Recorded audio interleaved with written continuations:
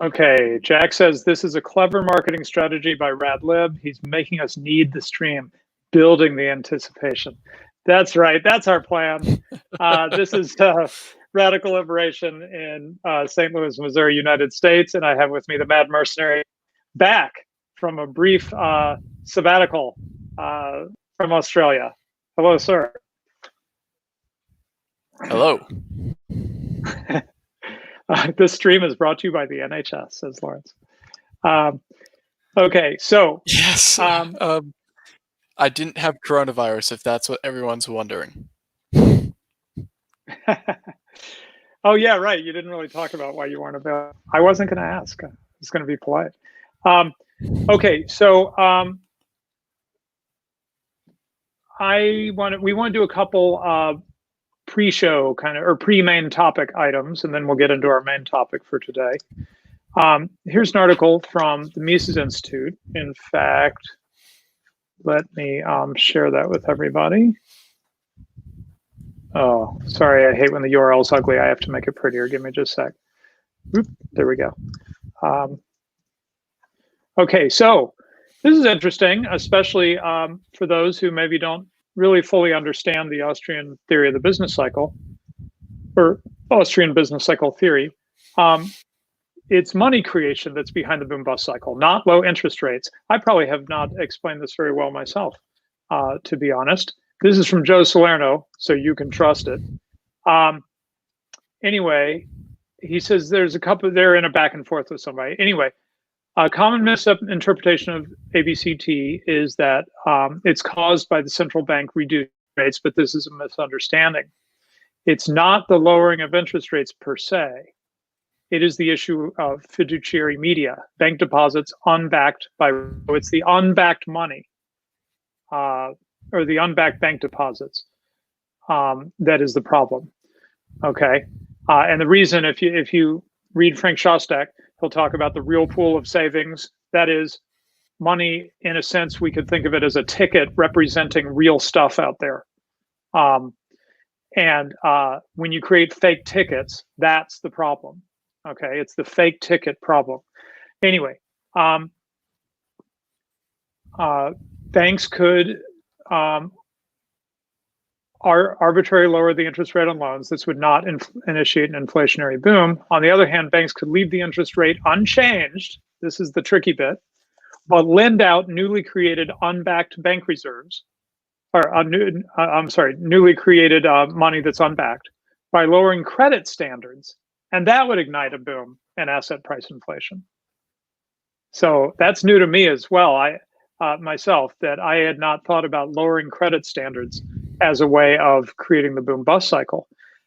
That's particularly interesting in light of some of the discussion that went on around the crash real estate boom and bust of 10 years ago, where there was a lot of discussion of people being given loans that would not normally have qualified for those loans.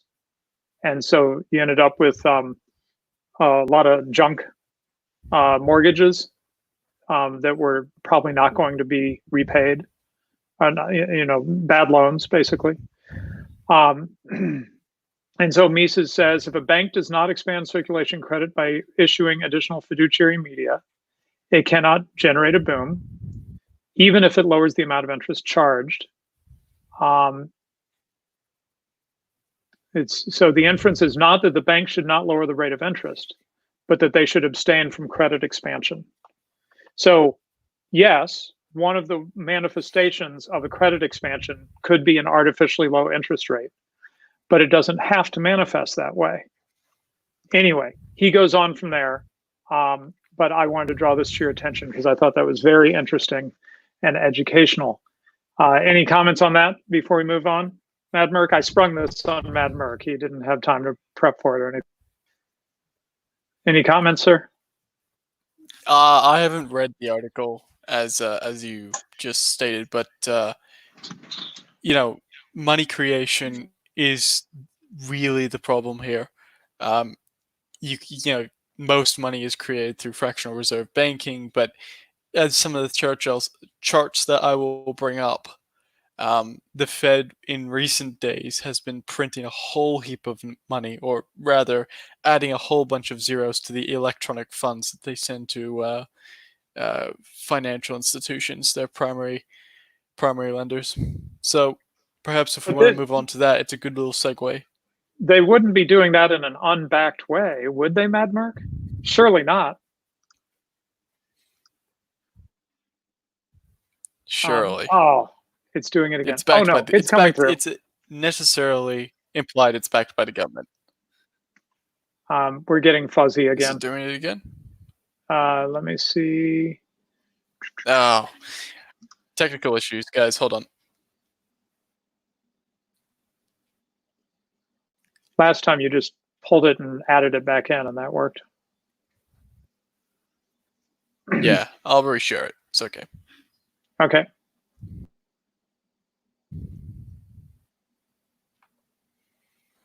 Lauren says the graph has been censored.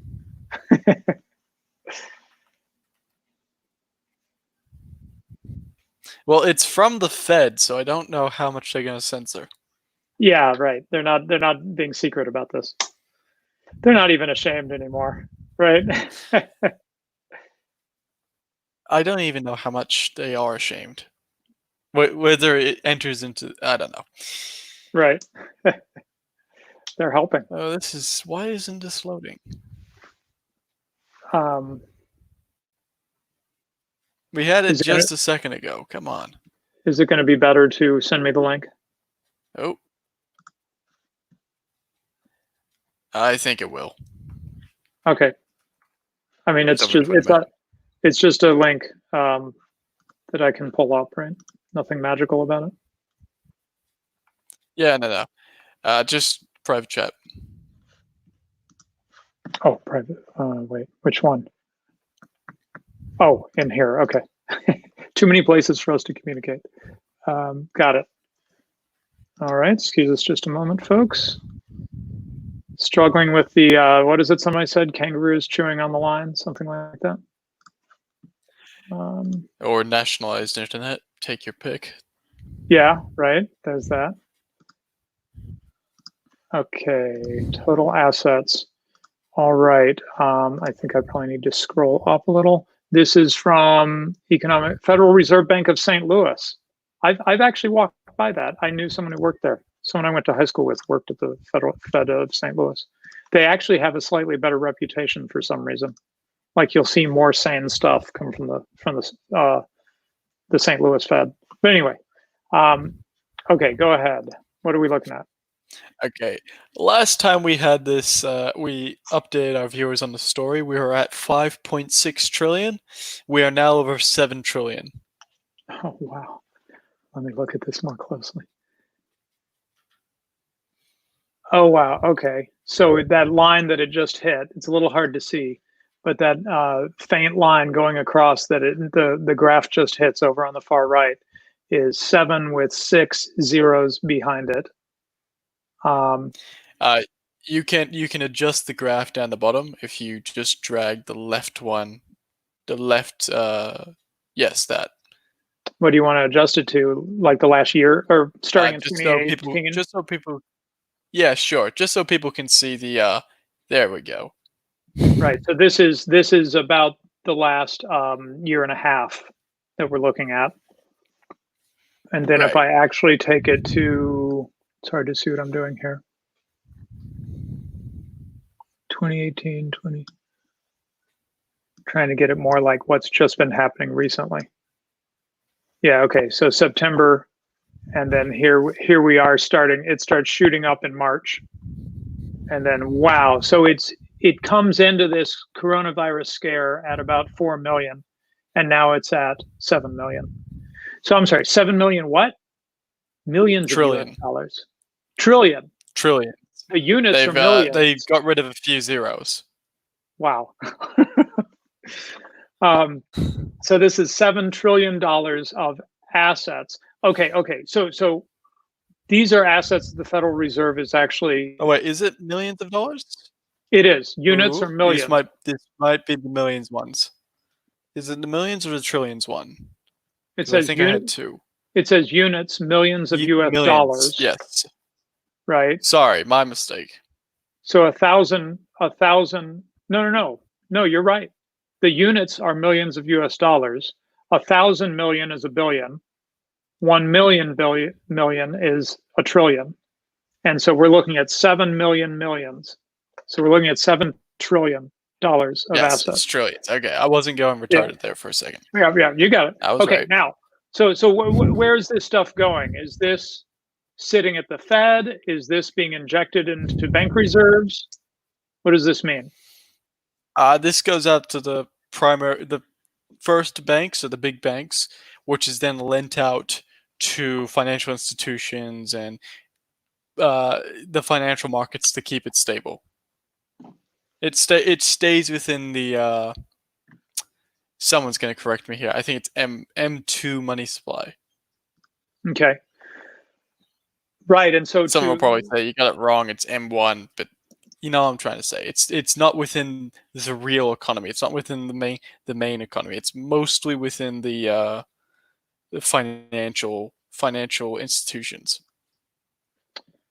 I wish I could pick up. I guess the Fed funds rate is a way to talk about the interest rate. Yes, so I have effective Fed funds rate as well. If we just want, I can send you that link. Okay. Sorry, guys. We were expecting the technology to work.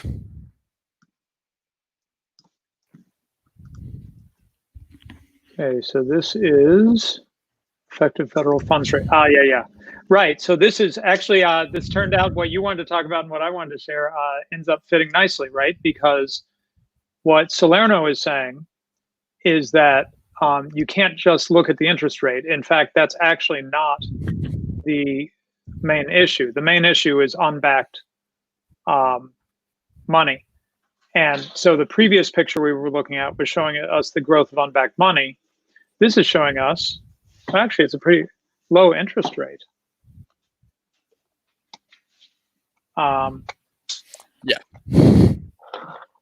So yeah, it may be coming out in the interest rate because it's just fallen down to the ceiling. Well, down to where it was in 2015, whatever that means. I wasn't paying attention in 2015. So the Fed tried to normalize interest rates, as you can see there. So they started to raise it up to, what's the number there? 2%, 2.5%? Yeah, yes, you're talking about in 29 middle of last year, they had it to about 2.5%. Yeah, which they tried to normalize it. Wasn't working, as we can see, because it started to go down before coronavirus came in. Right. Yeah. They drop it from 2.5 to 1.5 by the beginning of the year. And then I guess that plummeting is around the time, it says about March, early March, is when you see it just plummeting. Notice that it's very close to the bottom line. The bottom line is 0.0 effective federal funds rate. So this is where we get into the story we've covered in previous segments on zero interest rates, negative interest rates, crazy things like this. Right. I believe it was 0 for 2012 to 2015. I can show that. Confirm that. Just expanding. I never quite see it. I expanded it back to like 2010. I never quite see it hitting 0. It looks very close. You're right. Right at the beginning of 2012, it dips down about as close as it gets until now, actually. What could possibly go wrong? Okay, so yes, this cheap money flying around everywhere. Basically, the effect of all this, and then we probably don't show that one. It's not important, but the U.S. is losing some value against the euro, which has been very interesting to watch. Mm-hmm. This is where the it becomes very interesting for me is the unemployment figures, because they're greater than 2008. And if you know anything about 2008, oh yeah, well of course they're greater right now. People can't even go to their jobs, right? But yeah, you're saying right, and 2008 people are was getting pretty laid bad. off. Mm-hmm. 2008 was pretty bad, but this is unreal. So I've just sent you the link again in the private chat for the Yeah, actually, unemployment figures. But I would like to see that. as a percent of excuse me, collecting thoughts. As a percentage, it's now at 14.5%. Right, which is like it was worse during the Great Depression, but at certain points, but it was also around 14% at different at other points in the Great Depression. So this is depression type rates. Okay, well, I've got it It's up. very serious recession. I've got it up, Mad Merc, and I've started with the default view, which starts back in the 40s. Okay, but that makes it a bit hard to see what's happening more recently. So once everybody's had a good glance at that, let's move it up to like 2005 so we can get a better view here. Yeah, there we go. So we can see 10 years ago, the bust unemployment rises from about 5% in early 2008 up to 10% by late 2009, early 2010. And then it's been going down, down, down. The Trump economy. Well, it started before Trump, right? But anyway, and then coronavirus scare hits and it just shoots through the roof. Yeah, if 15 is the top line, it doesn't quite reach it. So it's like 14 and a half, something like that. So, wow. In fact, I'll zoom in a little more on what's happening very recently so we can see it shooting up there. Yep. So it's more intense and greater than 2008. Because at least with 2008, it was kind of exponential. It grew and grew and grew and grew and grew. But it grew at a rate that wasn't all at once. This is all at once. Right. Right. So can we make any predictions? Let's see. Unemployment is skyrocketing and unbacked money is skyrocketing. Does that seem like a bad sign? I don't know. Well, economic activity is down. GDP is down. Unemployment is up. We have the rate of unemployment is greater than in 2008. The amount of money created by the central bank is greater than in 2008. In 2008, it was only, and I say only, but it was only $800 billion. We've now injected 2 trillion, two and a bit trillion within the last 3 months. I mean, this is insane. And now people are earning more on government programs. With, as you stated before the show, the government has stimulated most of your family because of the amount of kids you have. Right. So, why, if someone who didn't have an IT job or something like that, why would they go back to work? Oh, they that can just has earn free money from the Fed or yeah. from the government. Actually, let me comment on that. We have been able to get out and about recently. Not our county, but a county nearby opened up, and we had an outing in the last week or two, and we were talking to a bike shop / cafe. Interesting combo. And he said that he is having to raise his prices because he has to pay people more because they will not come back at their previous wages. They literally said, why would I do that? Because the government is basically paying me to sit here. And once you give the government power to do something, it never is taken away. Or very rarely taken away. Right. Who here thinks, if let's say the Democrats win the next election, both House Presidency. and the presidency, Right. do you think those welfare checks stop? Right.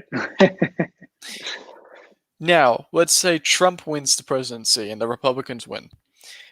Do you think the welfare checks stop? They're called Trump checks. Is that what they're Yeah. called again? Trump bucks. Okay. Do you think Something like that. they stop? I don't. So in either party, do they stop? Yeah, it's not looking good. Okay. Anything else you wanted to highlight before we switch to our main topic?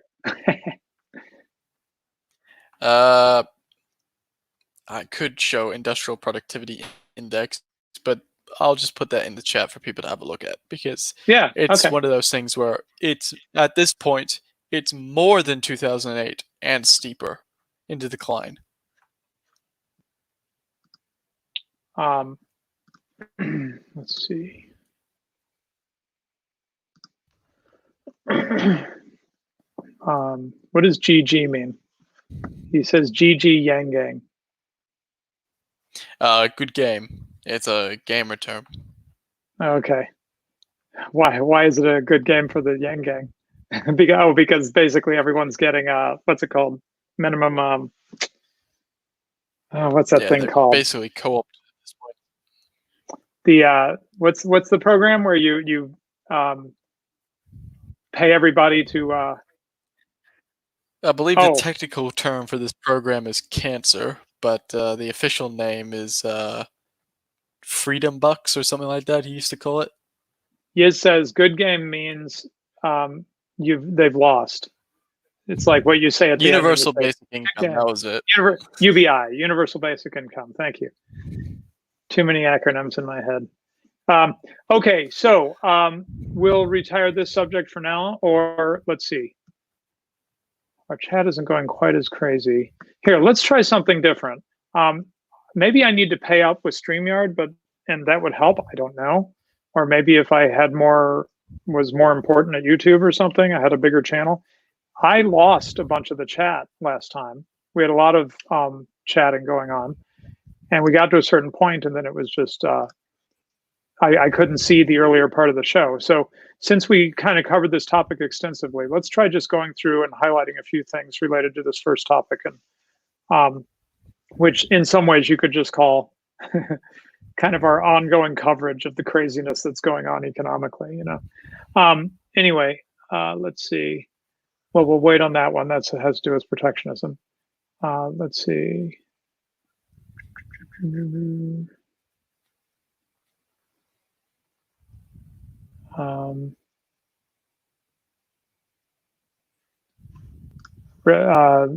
Jack says Mad Merc was sinking the oil market.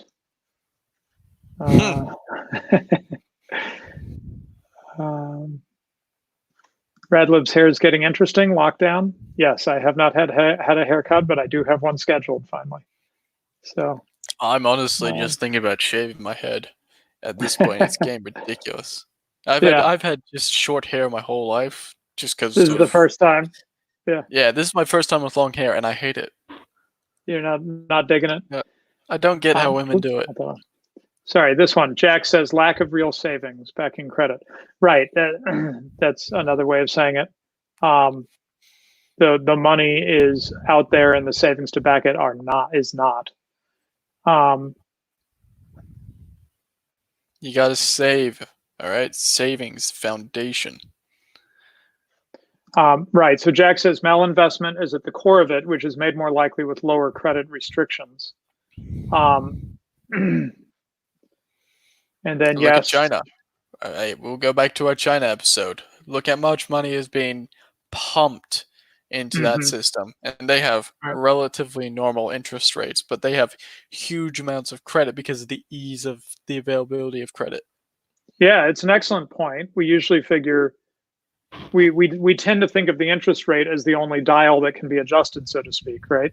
But there's another dial, which is hold the interest rate constant and change the credit worthiness that you will loan money at. Yep. And you can give everybody and his brother money at current interest rates, right? Yep. If you lower that dial enough. Jack says malinvestment is at the core of it, which is made more likely with lower credit restrictions. And he also says Jesus Huerta de Soto has an excellent book on the Austrian business cycle theory. It is also massive, if I'm thinking of the same one. I have not read it yet. It's sitting there glaring at me from the shelf. Okay, let's see. Some people are bringing up Bitcoin and gold in the context of this discussion. Basically, I think the idea there being that with the kind of crazy inflation, asset inflation that you were showing us in the graph, when does the US dollar start to really get affected by the fact that there's just the supply of US dollars is really large, or credit denominated in US dollars? Right. Just on the Bitcoin front, people have said, I'm very down on Bitcoin, or I'm not supportive of Bitcoin. I've come around a lot more to Bitcoin in the past 3 or 4 weeks, just doing a bit more investigation into the possibilities with it. I think the technology is just a bit too slow. There's another technology out there that slips my mind at the moment that's much faster. And that's what I would be interested in, is the actual technological aspect and the uses around that. But Bitcoin as an asset, Bitcoin as an actual store of value, I don't know about it. I'm still a little uneasy. I would be willing to invest in it, but I'm just a bit uneasy about how it is as a long-term asset. Jack says Feds have been purchasing ETFs. Yeah, was that news since we last met? I'm trying to remember. I feel like I just saw that in the news recently. Oh, and I should have had an article ready, but I did see something about bond rates in the UK being negative for the first time in history. Did you see that? Yes. Yeah, So that definitely just happened. That's when you have negative rates. That's insane. Why would anyone? You're paying to buy something. Oh well, no shit. But right. Well, and AA yield. Academic Agent covered this in his video on bonds, where he explains that essentially certain institutions have to buy these bonds, even if it's negative interest rates. They have to buy them anyway.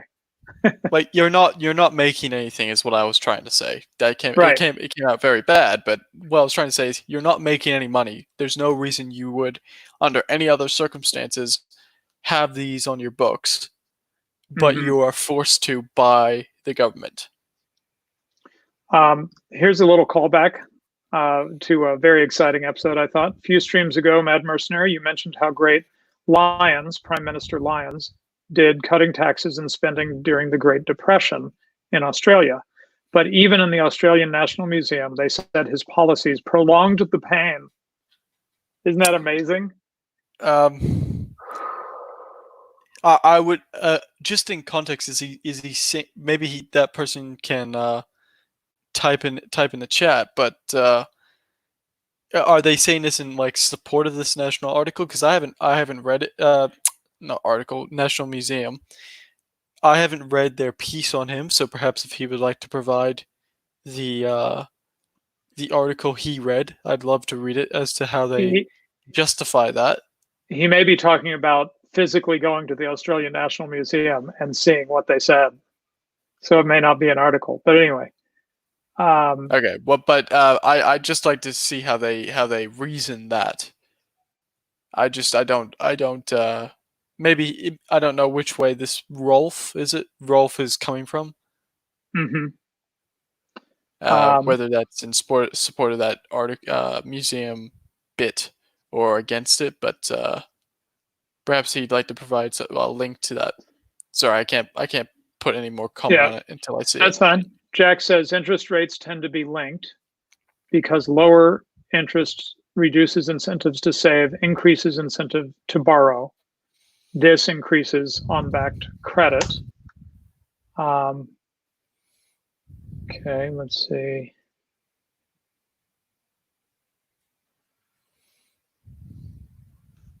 Bloomberg says we are looking at stagflation going forward. That's where you have high interest rates and high unemployment. Am I getting that right? High amounts of money printing, but low in like, excuse me, let me rephrase that. Low job creation, low productivity. GDP growth is very low to zero to negative.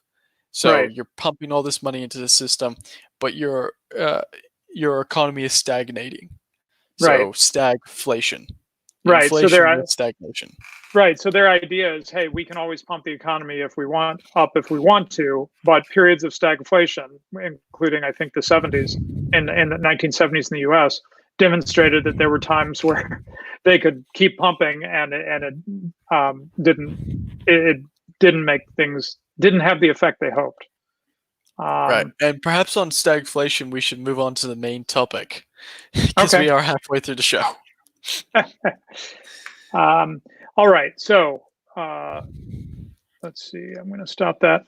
Right. Okay. So oh, I got to take the thing down. How do I do that? Oh, here we go. There. Right. So I guess this topic came to mind.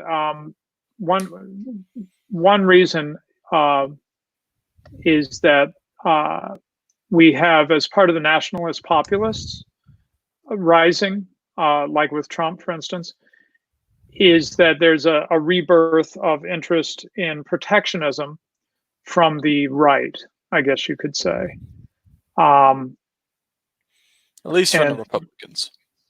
Sure. And so the idea of protectionism, on paper at least, is that it's going to, with protectionist policies, you're going to protect the industrial might of your nation, say. And you're not going to let other people that I hope I'm not being unfair, but it seems like there's a zero-sum game aspect to this. That is, we've got to keep other economies from benefiting at the expense of our economy. Do you think that's unfair, Medmerk? I wouldn't characterize it like that. I would characterize it in the sense that this is a trade-off between security and access. So in the sense that more people have more access to more goods with free trade. Specialization, it's cheaper, everyone wins. But you also leave yourself vulnerable to, if any point of that supply chain breaks down, you no longer have that product. If the thinking is that if you have the industrialization and supply chains all in your own country, you can control it. It's all protected, and no outside force can, if let's say a war is declared or a natural disaster happens, etc., etc., etc., can cut you off from those vital supplies. Right. So I guess there'd be two reasons to bring this topic up. One is, like I said, it was in the air already because of Trump and I think some others. I don't think it was just Trump, but anyway, at least Trump, prior to the coronavirus scare. Now that we're in the coronavirus scare, you've got people saying, hey, look, we can now see just how vulnerable we are to China shutting down like they did, or at least part of China did, and to long supply lines, which we discussed that about shortening supply lines previously. What if we just cut China off, as we discussed in a previous episode? Right. So it's maybe both of those would be reasons to get into this, Medmer. Right. So I think it's pointed out very correctly that it's a trade-off between security and efficiency. You can be very, very efficient by trading with lots and lots of people and driving the price down, quality up, and all that sort of stuff, but you leave yourself vulnerable. So I think we really need to address that bit of it because it's the core of the argument. Well, so because I'm rather sympathetic to the view, but I don't think protectionism works for every nation. Well, I guess part of what's happening for me is that I'm remembering arguments I heard growing up many decades ago. And at that point, it didn't have anything to do with the concerns you're raising. It just had to do with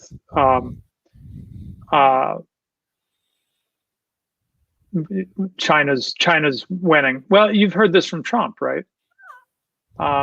We got to stop China from beating us in economics or something. We've got to have more. They talk a lot about a level playing field, right? Right. So I think the idea of China beating us or X nation beating us, I think you saw this with the Japanese back in the 70s and 80s, right? When they had their big boom. I think that's more of a publicity stunt. It's optics, and it's to sell the idea of the tariff. But what's the real reason behind the tariff is that this is competition. And when competition comes around, they like to, test the boundaries. They like to see what's up, just like we see with China at the moment. China at the moment has paused 80% of barley imports from Australia into China, and 4 abattoirs of our meat industry, which makes up the majority of our meat industry, go into China. So, emerging powers and other nations like to test the boundaries of what they can get away with. And if you are completely dependent on that nation for goods and services, then you leave yourself exposed. It's again a national security argument versus a opportunity, freedom, trade, specialization, efficiency argument. So perhaps we could scenario this out. You're obviously very much against tariffs, I'm assuming. Well, that's the traditional liberal, classically liberal position. And I'll mention him more later, but as championed in particular by Frederick Bastiat in the first half of the 19th century in France. And then, of course, he was friends with Cobden and Bright with the Anti-Corn Law League. They were also very much about free trade, and the Anti-Corn Law League had to do with tariffs. It was tariffs on corn, on grain specifically, but it was a big free trade fight. It was just a very specific free trade fight on something that was, they felt, having a very bad effect on workers, keeping food prices high to the benefit of landholders, but to the detriment of people who needed to buy food. People whose a large portion of their budget, a relatively large portion of their budget, went to purchasing food. Having said that, I would say that the arguments I'm used to countering on this topic don't have to do with security. It has to do with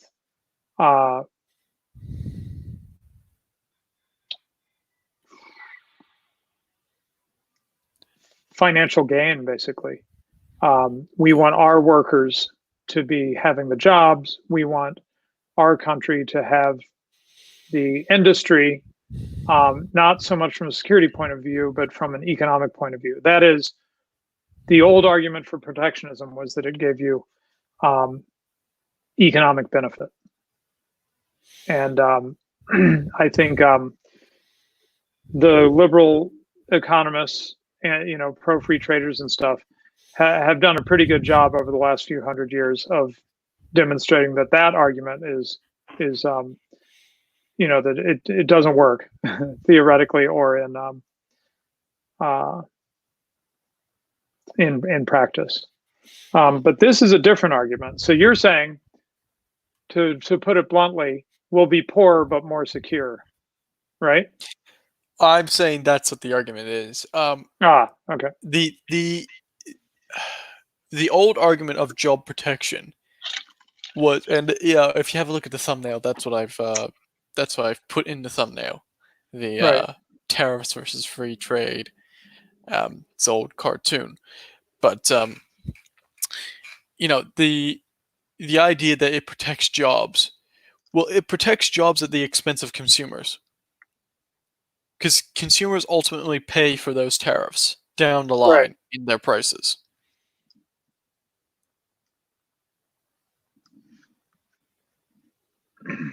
Have I lost Reddit? No, I was just. I think my image has been frozen for a while, but I was just going to throw that image up real quick as a background here while we talk. If I can remember how to do it. Okay, there we go. Man, I've got to learn how to do. Oh, well, if I had that background image feature we were talking about, then I could have that could be like the background image right now. Then I wouldn't have this stupid menu bar window stuff above it. Yeah. So what is it? What does this image mean? It's just an old cartoon of tariffs on the left and free trade on the right. And the idea that tariffs protecting jobs, they provide good wages and plenty to eat because it's all in one area. It's all within your own country. You control it, you secure it for your people. And whereas free trade leaves men out of the work, it creates unemployment, all that sort of stuff. So this is the classic argument for tariffs. But what people don't seem to understand is that the economy changes over time. So, yes, the industry surrounding. So, for example, Australia used to make cars. We don't anymore. Mm-hmm. The simple fact of the matter is we weren't efficient. Our wages were way too high, not competitive. And the car manufacturers were surviving on mostly government subsidies. Now that the protectionism from the earlier Cold War is gone, those car industries are now in Southeast Asia and Japan and Korea.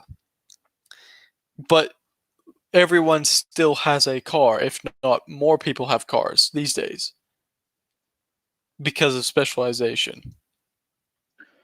I'm also reminded of the coal miners, right, which became such a huge issue in England, Right.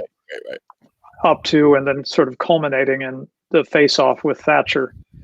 And as Academic Agent has argued and made a video on, which was controversial in his family, which includes Welsh coal miners, I think.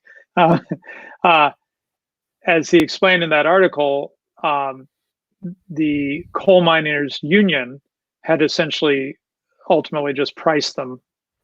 Well, it just killed the industry. It became too expensive, and they. It wasn't even just that they weren't competitive internationally. It wasn't. It was that they were having to pour money into it to keep paying the workers all this money. Like, the costs were greater than the benefits. It was literally a sinkhole of money, and they just couldn't. They couldn't keep it up. I mean, it's painted as if Thatcher was heartless, but it was already being recognized, I think, before Thatcher that they just couldn't keep this up. So protectionism is slightly different from that, right? Because with protectionism, you're not subsidizing wages of workers, or not if you're doing protectionism strictly. You're not subsidizing wages of workers. Well, okay, let me cut to the chase in one regard, which is that protectionism is not a neutral way of describing the policy. Protectionism is saying what they want the policy to accomplish. But of course, you have to examine the policy to see if it does accomplish that. So what is the actual protectionist policy? well, what protectionism adds up to, as I understand it, are tariffs, and tariffs again, people don't necessarily know in their gut what that means. So there's a little bit of rhetoric going on here, because it would be a lot less popular than to say, "Hey, we're going to have a level playing field. We're going to teach China a lesson." All that stuff. It'd be a lot less popular if Trump got up there and just said, "I'm going to put some heavy taxes on stuff you guys like to buy." But that actually is what the policy amounts to. It's a tax that's put on imports. In some cases, with trade wars and things like this, imports from certain countries, right? But anyway, it's a tax put on imports so that the consumer has to spend more to get the same thing. Right. Right. And most industrial goods, in fact, I have the where is it? Office of the United States Trade Representative, and the industrial tariff is currently at 2%. So that includes everything except agricultural goods. Okay. So I'm sorry. those are relatively low. That's across the board. That's not particular. Yeah, just well, on average. all industrial. Oh, okay. An average industrial tariff. Okay. Yeah. But so that's relatively low. If we have a look at the historical record, we see tariffs as high as like 50%, 60, 70%. Right. So we are in a relative time, at least for the moment. We could be heading somewhere else. We are at least in the relative time in a area of relative free trade, where tariffs are low, but the tariffs that are high are targeted at particular countries. We've seen this with China, we've seen this with India, we've seen this, well, probably coming up to the European Union. So, tariffs are sold as job protection and sticking it to the other nation. Mm-hmm. But we have to realize the effects it does have on a population, that they will be paying more for those goods. Yep. Whether that's because the goods coming into the nation cost more, or if those industries relocate back to the home country, the nation that's imposing the tariff, because of specialization, because of the higher cost of doing business in most of the time in these places, although not all the time, and there are exceptions to this rule, those products will most likely will cost more. Again, there are exceptions, but most likely they cost more. Right, and part of it, there's an anti-competitive effect, right? So that your industries that are happening nationally no longer have to compete, at least not on a level playing field. They no longer have to compete against industries in other countries. They have an advantage in that competition, right? Because the other guy's prices are higher as your home nation consumer sees them. Right, and if you just reduce competition, just going through this scenario and using deductive reasoning, if you reduce competition, you reduce the price, the lowest price you have to have your product, because you're essentially creating an oligopoly or a monopoly. So sellers can raise their price, and buyers have to, because of the tariffs and because of the protectionist policies, pay more. Right. So, Radlib, where do you stand on the protectionist free trade issue, especially within the current day? Because I think that's what really people want to talk about, is with China, with India, with these places that do some very shady stuff, but also control a lot of manufacturing. Should we be engaging with them in open free trade? Well, I've got that context, right, of being a bit older. And so I grew up during the Cold War, actually. By the time the Cold War ended, which we would typically call, say, 1991, but does that sound about right? 1991, yeah, Soviet Union fell then. Yeah, 89 was the right. wall, so Yeah, right. So let's call it 91. In 1991, I was 22. Is that right? Yeah, I was about 22. I had that's the year I graduated from my college. So I had fully, I guess, if you count 22 as grown up, I would be more or less grown up by then. So, a good chunk of my life, nearly half my life, was under the Cold War regime. And in that case, well, there were a couple things going on. China had started to open up, right, under Deng Xiaoping in 1978. Things started to really change there. So that was in that period. I don't know how much everybody remembers it, but India was very closed off.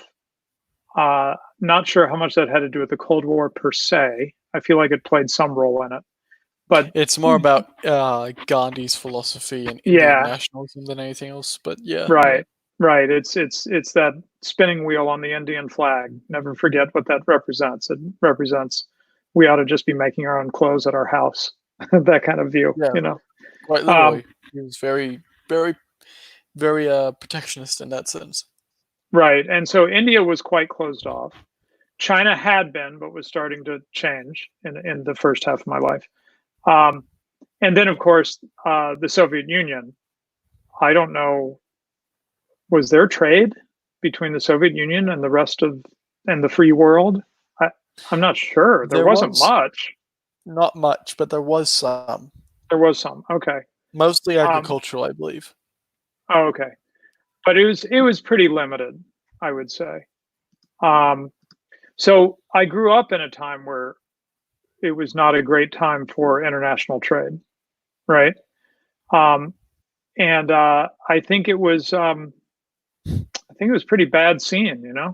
Like my friend from India told me about the changes in India as India started to open up. Changes that they still are in the midst of, and they need to be moving a little faster, in my view. But anyway, um, uh, India was in a pretty bad way. Many other sort of developing economies were starting to make real progress, right?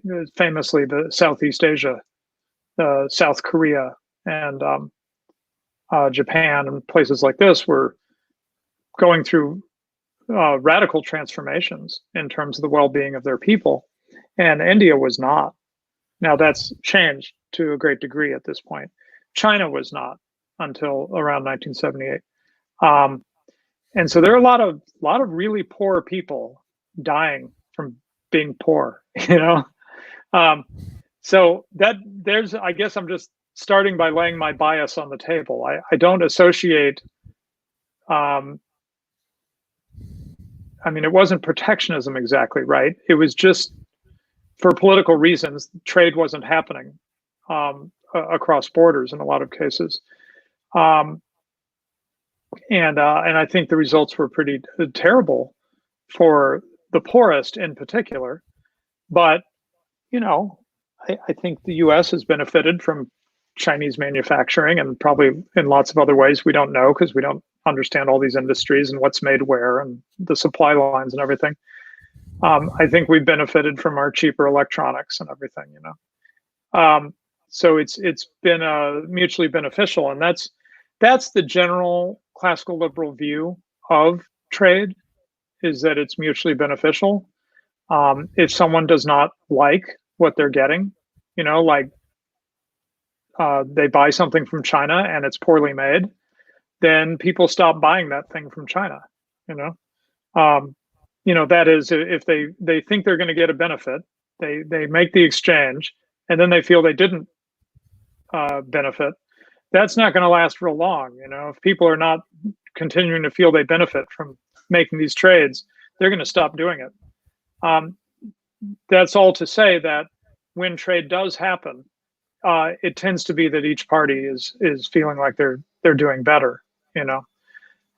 So if you think of it from the point of view of regular folks, which is my bias, and not from the point of view of the state security apparatus, then free trade's a pretty good deal. It means that I'm better off, and the people I'm trading with on the other side of the world or whatever are better off too.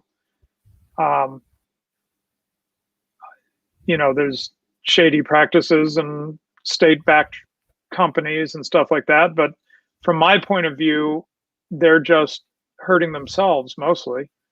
By the huge state-owned SEOs, SOEs, anyway, the state-owned industries in China and stuff. By not going more full-bore free market, they're just moving that much slower in terms of advancing the economy and people in China benefiting. So from all those points of view, yeah, I'm tend to be free trade. You tend to think more about these security issues than I do. Yeah, I've grown up in an era of plenty. Yeah. Full disclosure, 1999 kid, so I grew up in the early 2000s. Right. The rise of these places, such as China, such as India, and the threat that they do pose on culture and society and our ways of living are very concerning. It's you talk about how you grew up in the Cold War and how you now see liberalization, the free trade as a absolute good. I don't know whether it is an absolute good if you sell yourself the rope that you hang yourself with. Yeah, but in what sense? In what sense are you hanging yourself? Well, if you sell all your industry to a foreign market, yes, you may provide services, financial services, for example, in London. But when rubber meets the road, those nations have an industrial capacity and you don't. And that's a major thing to consider. Okay, so this is a slightly different topic. This is the topic of deindustrialization, or perceived deindustrialization. But that's wrapped up in protectionism. I understand, to which protectionism is meant to be a cure. But let's set the cure aside for a moment and just talk about deindustrialization, because I think there's some misconceptions. Number one, it's a funny kind of deindustrialization where manufactured goods have just continued to go up the whole time. Right? So right, but we agree on that because of specialization. No, wait, let me finish. So I mean the United States, with its famously the Rust Belt that Trump, helped Trump win this last time and so forth. Rust meaning, they used to make steel and stuff and now they're not. The United States output of manufactured goods has never stopped going up. You would think with the way people talk about it, that at one time the US manufactured all this stuff and then it fell off a cliff and now we don't manufacture anything. It's all made in China. That's not true. The US manufactures more than ever. And that's just ever been rising. We just use less people to do it. So it'd be like talking about the US de-agriculturalizing, even though the US produces more food than ever, simply because the amount of people we use to produce that ever-increasing amount of food is an ever smaller part of the population. It's, 0.5% or some very small number of people are involved with agriculture in the United States. Because we just don't need that many people involved because of it being a very advanced, capital-intensive mode of agriculture. I don't know if you ever get a chance and you're in Chicago, and I'm going to forget the name of the museum, but it's Museum of Industry and Trade, Museum of Industry and something and Science or something like that. anyway, you go in there and you get a chance to see some of the see and even climb on some of the agricultural equipment that's used in modern farming. I mean, it's, if you haven't seen this stuff before, it's like science fiction or something. I mean, these are huge beasts.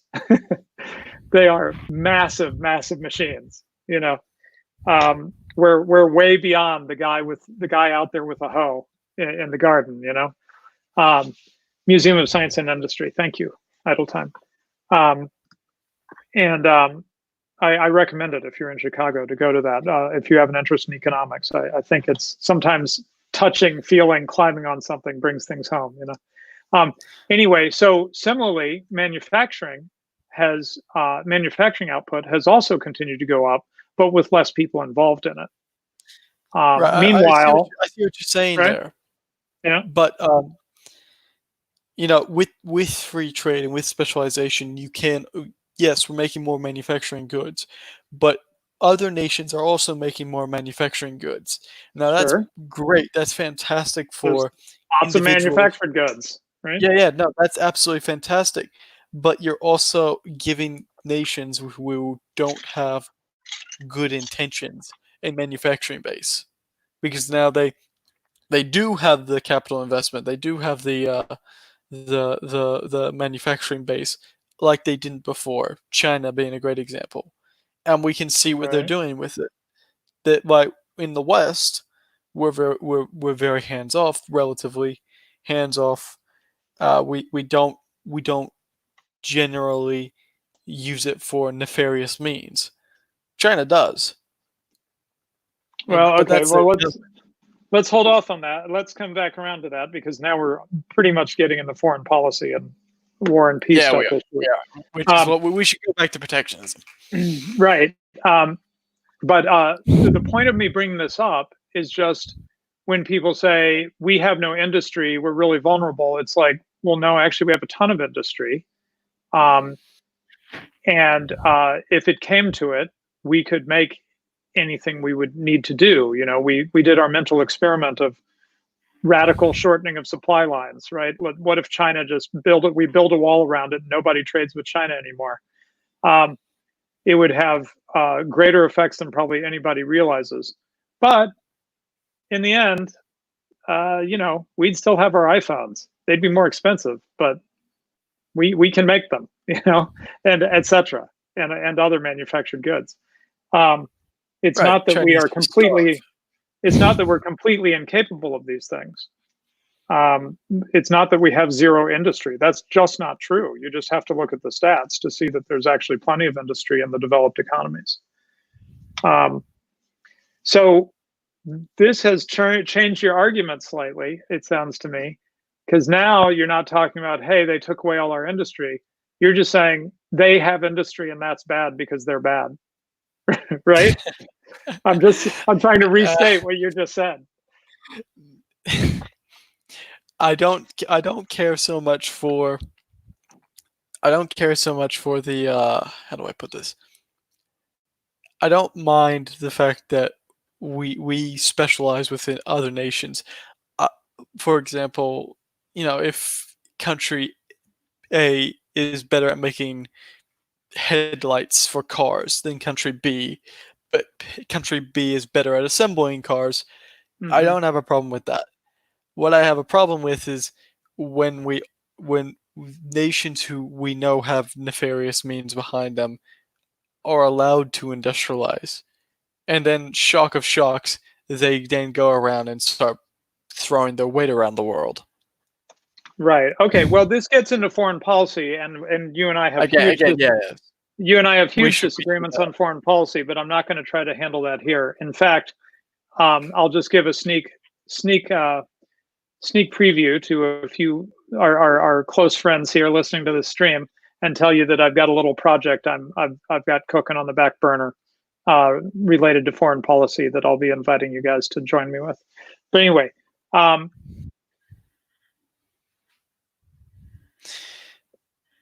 So yeah, I mean, it almost sounds like what you're talking about is put up high tariffs so that they can't make things and sell them to us because then they're able to make things. Right. Okay, So but the old concept of think about the scale here. Mad Merc, think about the scale though. China's huge. It's got its own internal markets, just like the US has massive internal markets, right? I mean, it would put raw materials. It would put a We trade damper with on China China. for raw materials. Unless they can get those raw materials, they don't have the finished goods to actually give to their populace and to foreign markets. Well, you're going to be back doing FDR's thing that he secretly was doing that precipitated Pearl Harbor, where he started stopping Japan from being able to get oil. He was using the U.S. Navy, You don't think that was justified when Japan was raping itself across China? Well, perhaps, but I, as an American, I'm pretty unhappy that he did it secretly and then pretended to go, "Oops, Pearl Harbor. Where'd that come from?" That was pretty. Well, I'm not here to defend deceptive, FDR. I'm here to ask whether we think we should be doing trade with nations who clearly have bad intentions and who use the force and threat of the government. Which right. Japan did at that time, and China's doing now. Well, I think it's interesting that that you brought things this way, because I was like, what can we say about protectionism and free trade that hasn't been said a million times over the last few hundred years by the classical liberals? You're bringing a new thing into it, which I should have expected, right, because of your focus. But you're bringing a new thing into it, which is not protectionism will help us economically and save jobs. You're just saying, no, screw that. I just want to stop China or whatever, I think there's a bad actor here, and I want to use protectionism as a tool of foreign policy, you might say. It's blood sports between Mad American Red Dove. Yes, thank you, Orbis. But that's not really what I'm saying. What I'm saying is okay. What I'm saying is that how do I put this? What I'm saying is that traditionally, nations had their raw resources within their empires, and then tried to export finished goods. Okay, so they tried to keep everything within their own sphere. Yeah, you're talking about like a mercantilist yes, kind of approach. Yeah. Mm-hmm. There are obvious advantages to free trade, and I would prefer free trade over protectionism, obviously. Basically, you're saying from an economic production point of view, you're not trying to defeat the classic arguments in favor of free trade. You would agree with them, right? I absolutely, 100% agree with it, and they're irrefutable. Sorry, you can't refute that argument. What I have a problem with is that these arguments all rely on the fact that these are, again, trusted actors, that people that governments don't get involved, and that the how am I going to say this? That isn't used for nefarious purposes, like Japan did. So from my point of view, the U.S. empire is quite evil and does horrible things around the world. So if I'm going to run with your arguments, what we ought to do, by we, I mean everyone else outside of America, is stop enabling the U.S. empire and stop trading with America, because then the United States is able to, send its armies around and bomb and sell stuff to the Saudis so they can kill the poor Yemenis and so on and so forth, right? I'm just trying to restate your point and just flipping it so that we can distinguish the positive argument from the normative, Well, I see what you're saying there. I would tend to disagree, because I think the U.S. has been an absolutely force for good in the service of freedom. Yeah, but let's set this aside. Let go run with me for a moment. I ran with you on China being evil. You run with me for a moment.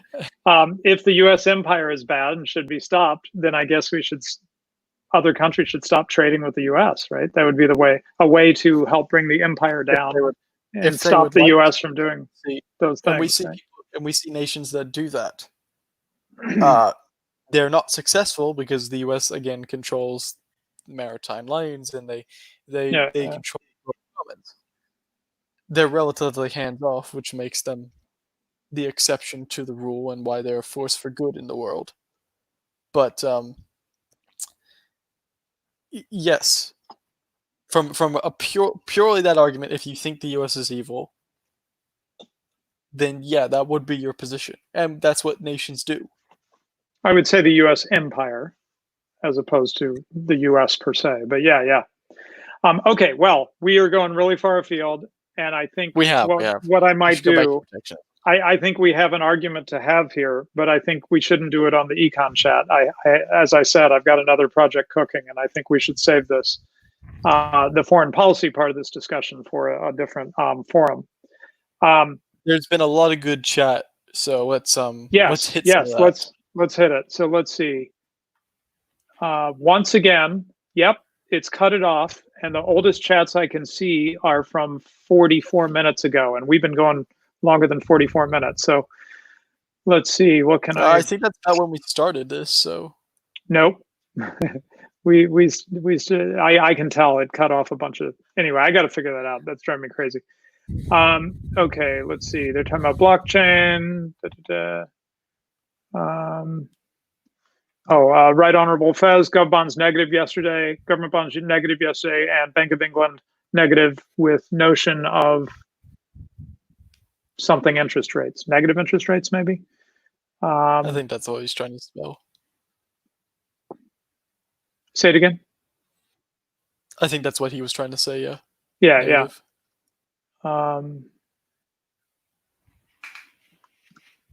Okay. One, I don't want to go down the Bitcoin path necessarily, though. If you're getting an interest in it, and you think we could cover that as a show topic, Mad Merc, let me know. And I think I bought a book on it from that guy AA and I met when we were at a conference together.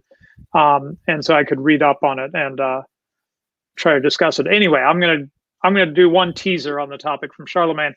Once you recontextualize cryptocurrencies as implementations of a database specification that basically solves no problems that any company needs to solve, you realize how little value it has. I'm not even going to touch it.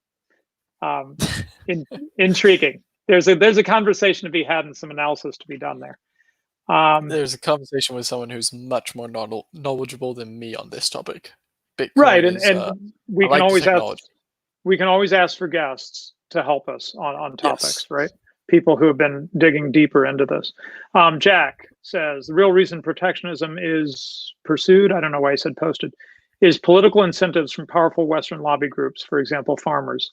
Right. So famously, the U.S. farm lobby is extremely powerful.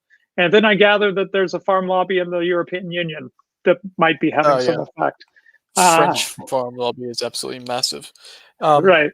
And you don't I would agree. That's during like the Cold War and that sort of stuff. That was the primary reason for protectionist policies was, lobbyists and unions and winning votes. I don't disagree with that. Not just the farm lobby. I think there was I remember a lot of debate when I was young about the car manufacturers. That was right. GM, Ford. They were very concerned about the Japanese cars and Korean cars that were coming into the market. Right, and it got pretty emotional. I remember that people's foreign cars would get vandalized when I was young because you were like being a traitor by buying a Japanese car, and so really? you deserve to have your car. You deserve to have your window smashed in or whatever. Oh yeah.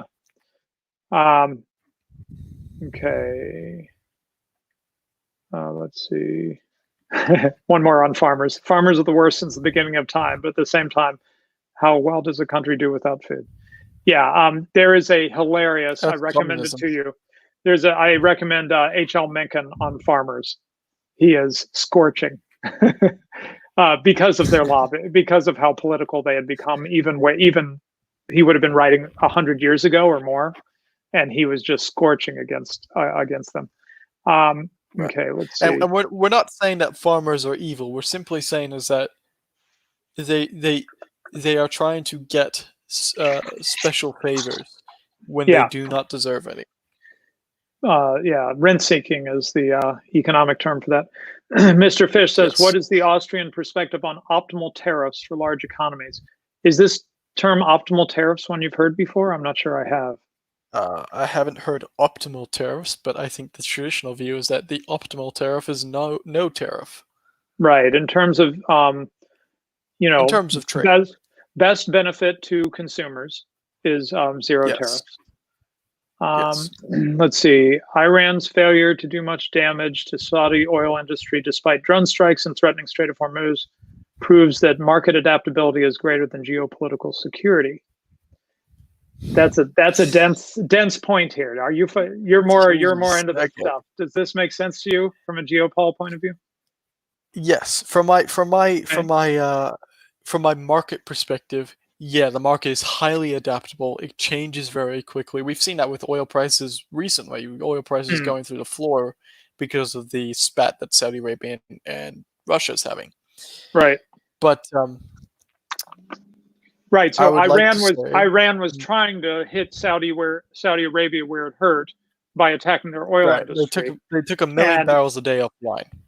Jack is saying it didn't matter effectively, right? Uh, Firstly, it did matter. Oil prices went up.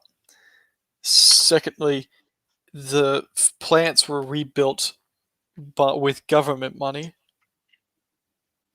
Remembering that Saudi Arabia was in the process of semi-privatizing its oil industry, and it didn't have many investors, so all those facilities were rebuilt with government money. And as far as geopolitical security is concerned, have you noticed that many people are trying to look for different sources of crude?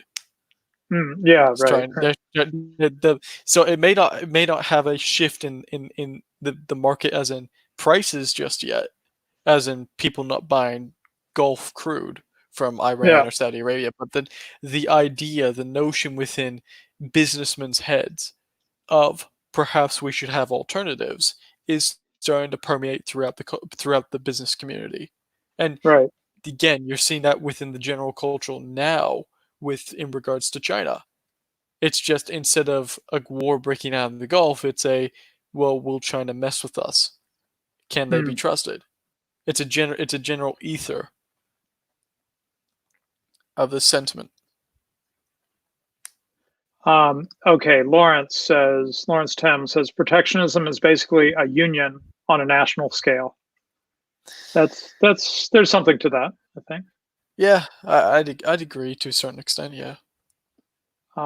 Let's see. If those jobs are in the same country as the consumers, aren't the consumers those same individuals with protected jobs? So job security comes at a price. Right. Well, that's part of the reason I brought up the coal industry thing that Academic Agent is focused on, in part because he's from Wales, that was deep in the coal industry. Um, yes, some Welsh coal miners made out like bandits for a while, and then it completely collapsed, and now they don't do coal in the UK at all. So, Yeah. do you call that job security? It sounds like short-term thinking, if you follow me. You know? You know, yeah, you're completely correct on that. And this is the problem with protectionism is one of the reasons I really do have a problem with it is that when you can have protectionism against foreign markets, but then when you're actually prompting or promoting or propping up your own markets with subsidization and nationalization, it's really, really harmful. So the United States, for a long time before the Civil War and just after the Civil War, had high tariffs on a lot of foreign goods, but they had very much free trade within their own borders, and they still had that market competition there. I don't know if we can ever get back to that because of the way Keynesian thinking that's now very prevalent and the way governments want to had the vision of the anointed of we're going to save jobs. I don't think that a free trade in one country, if you want to call it that, it's a bit ironic, Right. is possible. So I realized Tim responded to Tom of Gulf City here, and he said, but it's only a certain group that have the jobs, whereas it's all consumers who pay for it. So the specific Right. sector or area being protected benefits at the expense of everyone else. Right. Yep. So it's really not like a national union. It's some people who have good lobbies get the tariffs against their competitors, their international competitors, and other people just get high prices, and Right. they just lose out of the deal. Other people in the same country. Let's And see. with those coal miners in the UK, at some points they got like 20, 25, 30% pay increases in a single negotiation. That's significant. And if you imagine every single worker getting that pay increase, how much that adds up over time? Mm-hmm. How much is the taxpayer paying for that? Yeah. For A, that industry being there, and B, the high wages. Right. And there is a tendency maybe for the tariffs to go up if they're going to try to really stick to it, right? Because Right. the industry comes back and says, despite the 4% tariff you put, we're still hurting. Well, okay, let's jack it up to 6%. See if that helps. No, didn't do enough.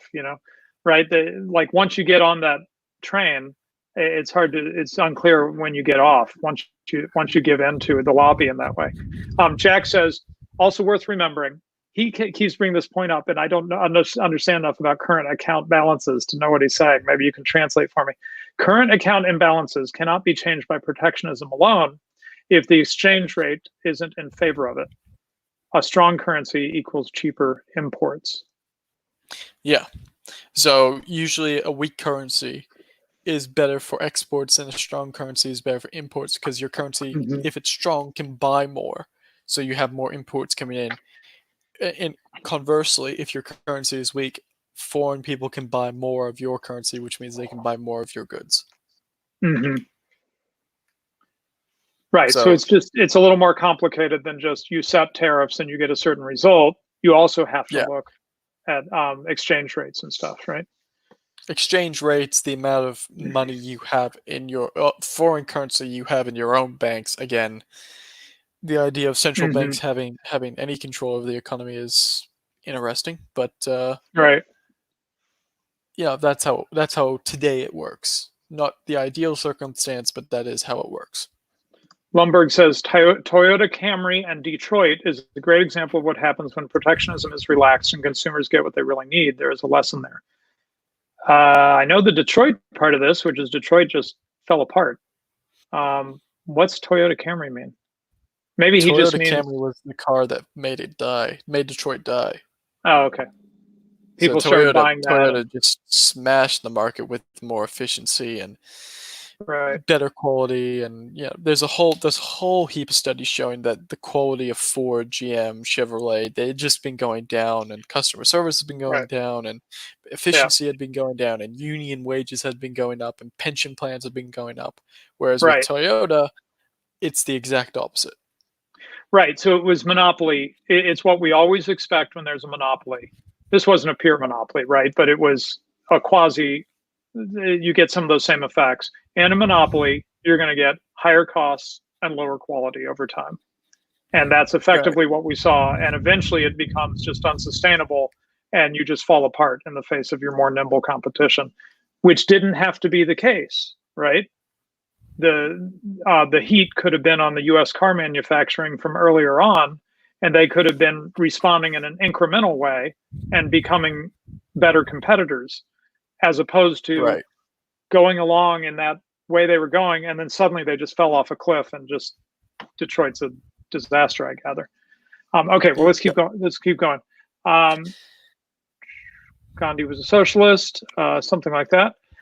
I would say reducing regulation in your own country is more effective than protectionism. That will reduce the cost of production and lessen the cost gap without having to have the tariffs. That is a great statement. Yeah, and that's the ideal circumstance, right? Instead of using the force of government, you actually get the government to step away, and it Right. reduces barriers to entry, it reduces costs. That's the ideal Right. circumstance, And and we're that's all the in agreement story. there. That's the story you just told about Prime Minister Lyons in Australia, right? He said, "Well, we're Right. in trouble. What are we going to do? We're going to cut back government spending. We're going to cut back taxes, right?" So Right. they're like, you classical liberals or libertarians, you don't want us to do anything. It's like, no, we want you to do a ton. That is, we want you to stop doing some things that are holding everything back. We just don't want Um, the government doing anything. well, it is doing something in a sense, right? It's stopping. Yeah. It's a Yeah, change, exactly. a change in policy, right? Um, okay, so William, Perhaps that can be an added chapter to human action. When the government stops doing something, that's also a government action. yeah, William M. Hero. Near the end of the Cold War, the Soviets would buy a bunch of Pepsi in exchange for parts for their navy. Oh yeah, I um, love that story. I hadn't heard that. That's funny. Let's see. There was a shameful trade between Britain and the Soviet Union before World War II. I think we bought lumber chopped by their political prisoners, and labor were praising them. I think. Then during the Cold War, Charlemagne says trade was very restricted. You can look at the difficulty the Eastern video games industry had because. Let's see more on the Cold Oh, War, that's which also I'm because they were enjoying this. communists. William Hero, I know the USSR would trade with other communists. When the USSR fell, I think it was 60% of Cuban workers were unemployed overnight because the USSR had been buying their sugarcane. Let's see. Lawrence says, even if you move the manufacturing back to your home country, you still need the raw materials. So if you can't mine the raw materials, the protection policy is pointless. Yeah, and that's why I kind of said at the beginning of this, I don't think protectionism works for every nation. If you're, let's say, Ethiopia, which is a very mountainous country and has well, maybe a better few example. rural resources. Are some of these island or small city states like Singapore and Yeah. Hong Kong and Macau, right? Where Right. They can survive on protection. Yeah, they basically have essentially zero natural resources, and they have done well because of their free trade policies. Okay, let's keep rolling. San Manuel says, "Is it's wrong to buy goods from a country industry that is using slave labor? Morally, economically, does the trade with the slave nation benefit the slaves?" I don't have a snappy answer to that. I've been thinking about that, and I don't know how to think about that exactly. I think perhaps what was it that the British did when they were trying to get the slave trade abolished after 1812 or something like they that? went around in their ships, and if they caught you with slaves, then they sunk your ship or whatever, Yeah. But that was more. Yeah, I plain, don't have a right? snappy answer for that. That was trade. more plain because that was not just trading in goods produced by slaves. That was literally a ship full of kidnapped people, and they're saying, you can't keep kidnapping people. Stop that. Right. But I think the alternative. So like for sugarcane, there used to be free sugarcane, like not free as in the price, but free as in it was milled and it was made with free hands, free men's hands. So perhaps that's the solution. Let the market work, and you don't want to be buying stuff from slave labor, so you actively label alternative products with this is made with voluntary labor. I don't know. Yeah, right. Make it a marketing issue. Okay, Clausington I'm says just thinking off the top of my head for that. Yeah. Japan still has a thriving car manufacturing industry after the Japanese government put the death nail in the U.S. car industry's coffin. Let's see. Alias Jones says, I would be willing to pay for national security through tariffs. The problem with national policy like this is who decides. The majority decides for everyone. Without tariffs, each individual can choose to buy American if the stores carry product. And so the decision is made more individually. I'm going to kind of keep rolling a little more to get us to the end. Oh, I'm a half an hour away from the, in terms of chats here. So let's see. Let's see. Here in Sheffield, UK, Tom of Gulf City says, I believe we manufacture more steel than ever. There just aren't many jobs needed anymore. That is, the steel manufacturing is there. There's just not as many people needed. Lawrence says, fully automated luxury steel factory. I like that. We should make a T-shirt. Gang? No. The fully automated luxury communism. Wasn't that like Ash Sakar type stuff? Anyway, that's a great that's a good capitalism T-shirt idea to do that. Okay, let's see. If we ever get merch, that's gotta be one. We gotta save that. Oh, save that one. Thanks, Lawrence. Okay, if we're intimately connected, then it might disincentivize conflict, but it might also incentivize government to prop up dictatorships. Right. So the old argument of the classical liberals, like Cobden and Bright and Bastiat, is that if goods cross borders, then armies won't. I don't know if we've ever done a real study there, but certainly before World War II, there was the Smoot-Hawley tariffs and stuff like that. There was a drop in international trade preceding the hostilities. So it's not a crazy connection to make, but I don't know if anyone's tried to really demonstrate how strongly it's held through history. I think it's more of like a chicken and egg thing. Does a war come because of the restriction of trade, which makes it more viable, or does it come because does the tariff and the restriction of trade come because there's tension between the two countries? We're not going to go deep down this here, but I'll just throw it on the table. Aquila Fotia, problem with free trade with China is when the Chinese state-backed companies bribe Hollywood and Silicon Valley to run propaganda for the Chinese Communist Party. Okay, Jack says, assuming free markets, if a country in a free trade system decides to limit the industry they specialize in for geopolitical reasons, the market can just react around them. If a country decides to limit the industry they specialize in for geopolitical reasons, the market can just react around them. To limit the industry they specialize in. Well, the thing that you're bringing, I'm a little confused because the thing you're bringing up is we want to limit China, not we want to limit ourselves. Like, we don't want the West to stop doing things. We want the Chinese to stop doing things, right? That would be kind of the idea of. So yeah, I'm a little confused on that one. Maybe if Jack could just retype that to be a bit more clear. Because I'd like to respond to that. Saffron says this would not be true for the UK. The UK has no manufacturing at all. UK economy is mainly based on London familial services. Is that like code for something? Familial services? Financial services. Oh, okay. I was like, oh, okay. She corrected it. Financial services. It's see, this is why I think protectionism can only work in some countries, because you actually do need to have the raw resources for it.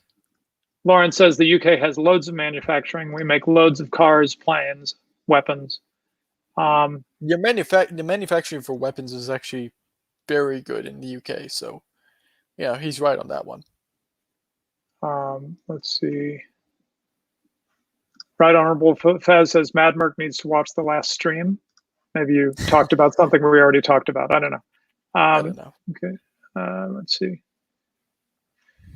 See, Lumberg says, when it comes to protectionism, it comes down to access to diverse natural resources, and we have almost none. I don't know who we is. I don't know where Lumberg is from. UK, maybe? I have no idea. Perhaps the UK, but yeah, again, I want to bring up something at the end of this, perhaps just something for people to think about, but it's again a very good point as to what you have available in your nation. San Manuel says car production in the UK seems to be up from the 1980s and stable over the last 30 years. We make, I assume Lawrence is talking about the UK here, we make Nissan, Hondas, etc., Minis, Lotus, Aston Martin. Let's see. Radlib comes out as based Sith. I forget what I was saying when he said that, but that's funny. Okay, our ongoing Star Wars discussion here. Yeah, the academic agent has been championing the Sith. And Sargon's picked it up and has made 3 videos on it too. So, Okay, let's see. Okay. Oh, it did that thing it does where it just jumps down to the bottom and I lose my place. Sorry. Give me a sec. Okay, here we go. That's where I was. See, Right Honorable Fez, free trade helps both parties. The question then is if trading with an enemy, who benefits more relatively, and can they get an advantage against you? Japan has no raw materials, but a massive manufacturing industry. What do you think of Hayek's negative income tax? It's just another lefty welfare scheme. Any minute now, the I think FBI are that's the going. first time Hayek has been described as left. Oh no, it's not. You should see Hoppe on Hayek. Anyway, Jack says any minute now the FBI are going to get rad lib for anti-American propaganda. I'm very likely on a list. I said something about a certain president being hung from the White House lawn years ago. But anyway, Excuse me. said Manuel, but Sweden is also evil. Venezuela is also evil. Russia is also evil. China is also evil. Like unhappy families, all our countries are evil in their own special way. U.S. empire is evil compared to what? Fear of the unknown alternative. Let's see. I don't dig deeper because Thatcher destroyed mining in the UK. Not sure what that means. Don't get that. Sorry, man. Okay, Clausington, China. Japan still has a thriving car manufacturing industry after the Japanese government put the death nail in the U.S. car industry's coffin. American unions killed American cars.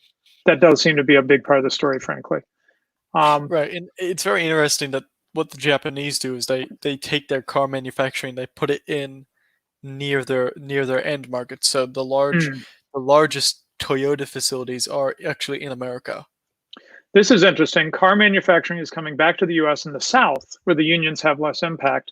BMW is in the Carolinas, for example. Yeah, exactly. So these areas that don't have unions in them have low regulation. Again, this is what we're talking about. The best alternative to all of this is, instead of putting up protectionist barriers, is to simply have ease of accessibility and low regulation. That's the ideal circumstance.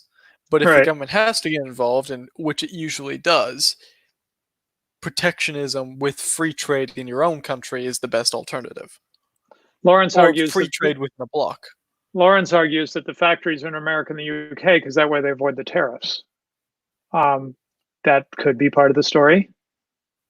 I don't know what the tariffs are like on car imports right now, or what they've been like as they made those decisions. I seem to remember something like 25%, but that could be very wrong. Let's see. I'm not going to do more on the slave thing. Okay, we're almost there. Let's see. Jack comments on the slave dilemma. Comments if you want to see that. Okay, current commenter says the nationalized industry is obviously bad. Is there any economic downside to government ownership of a private firm? The UK makes a large amount of stuff. We just don't own the firms that do it. Sorry, are they talking about private UK citizens owning these firms, or are they talking about the government owning these firms? Because if the government owns these firms, then that is nationalization. You can't have a government-owned company that isn't nationalized. Oh, so Jack says, trying to clarify, one of the big fears of free trade is the power it gives to countries who may want to abuse their specialty. For example, oil company decides to limit exports for political reasons. It's never the oil company. I think it's usually the government. But yeah. I remember earlier on in computing, I don't know if they still talk about this, but like certain kinds of stronger encryption were considered like a national defense thing.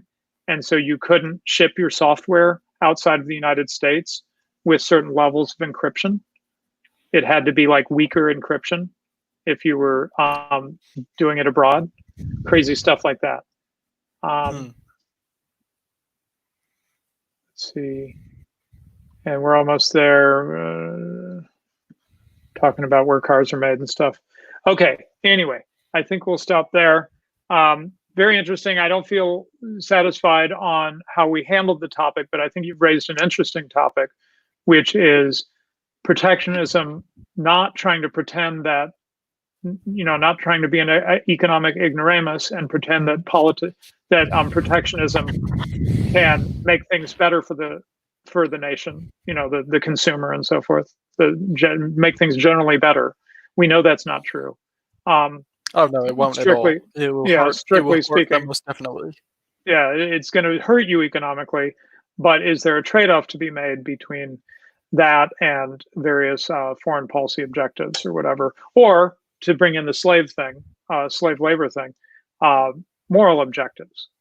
Maybe we'll be better off if we get blood diamonds or whatever from an economic, pure materialist point of view, but we'll be worse off ethically or morally. So I don't think we handled those two diamonds. I don't think we handled those two topics as well as I would like to, but I think it's worth it to have raised them and to think more about them. And I'm glad that we spent the time at the beginning talking about some of the ongoing developments, because it's worth keeping our eye on what's happening with the crazy Fed and unemployment figures and things like this, right? Because this could be the story of our next several years or decade, who knows, depending on where things go, right? It's hard to predict. Interesting times. Interesting times. Very interesting times. Okay, anyway, as usual, the 2020s are going to be one hell of a ride. Anyway, as usual, thanks to everybody that participates while we do the live stream. I think it brings a lot, and it becomes more than the sum of the parts, more than just me and Mad Merc. I feel like the overall value of this show raises as people bring in facts and good questions and interesting observations and stuff like that. It makes it kind of a group effort. And thus it's called the Deep Lore Econ Chat. And if you guys don't know what we're talking about when we say the Deep Lore, well, I don't know what to say. Find your way into it. Server. It's a Discord server, but you have to join a different Discord server to make it into that Discord server. Anyway, Academic Agent shares and maybe I should ask his permission to share the gateway into it. Thanks guys. Talk to you later. We'll be in that server, by the way, talking about the topic. So, or at least I will be. So join us there if you want to have more discussion. Yeah, in fact, that's worth saying. If you find your way to the Deep Lore server, we actually have a channel dedicated to this show, where people can suggest topics and we can continue to discuss this kind of stuff in between shows. So would love to see you there. All right, bye guys. Have a good